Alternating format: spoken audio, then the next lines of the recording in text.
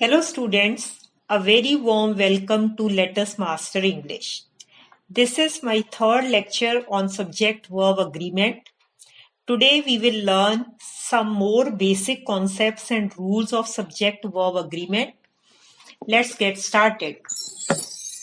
Let's recapitulate what is subject-verb agreement.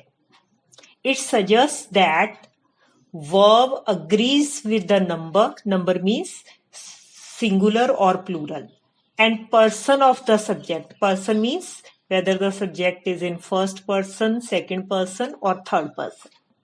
In other words, a singular subject takes a singular verb and a plural subject takes a plural verb. So here you have to keep in mind certain subjects are bit tricky. You are unable to understand whether they are singular or plural. So singular subject takes a singular verb, plural subject takes a plural verb. This is all about subject-verb agreement. Some examples. I am playing cricket. So here I is singular subject, that is why am is singular verb.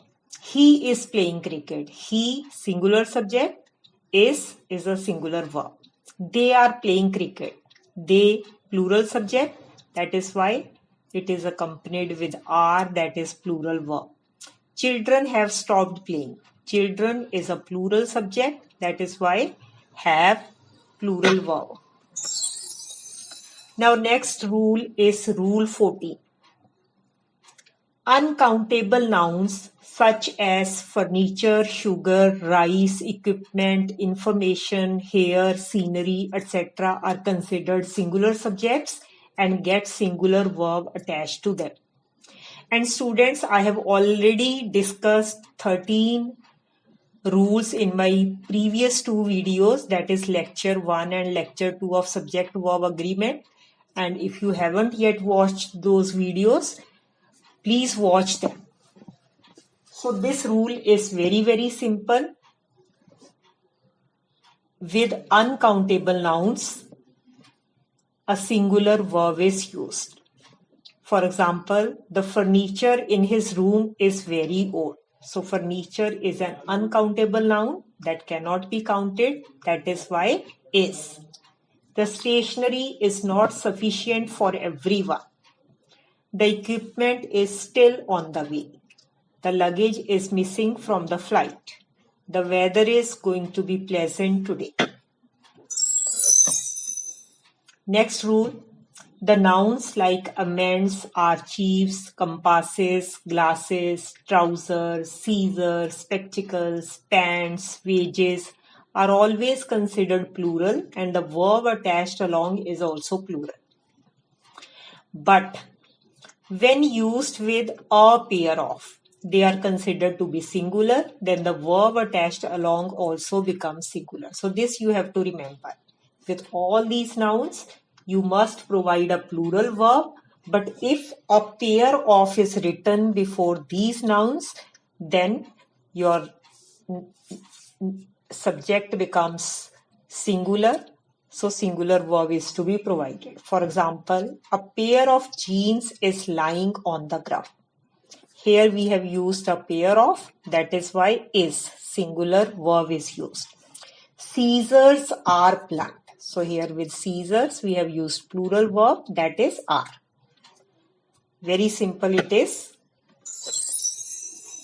Next rule. This rule states that the words such as each, every, either, neither, and many are followed by a singular verb. For example, either of the two girls is lying. Neither of the 5 boys is eating. Each of the girls was given a cash prize. Many a times, it is the culprit who runs. Every child is God gifted. So students, the concept is very easy. With all these words, each, every, either, neither, many are, you have to provide a singular verb. That's all. Next rule. Nouns like news, physics, measles, ethics are although plural by name. How plural? Because most of the students, what they do, if S is added at the end, they think the noun is plural, but are considered to be singular when used in a sentence. तो यहाँ पे आपको ध्यान देना है, जैसे physics, it is a name of subject, ये नहीं है कि पीछे एस लगा है तो ये प्लूरल है. For example, politics is a complex but important field.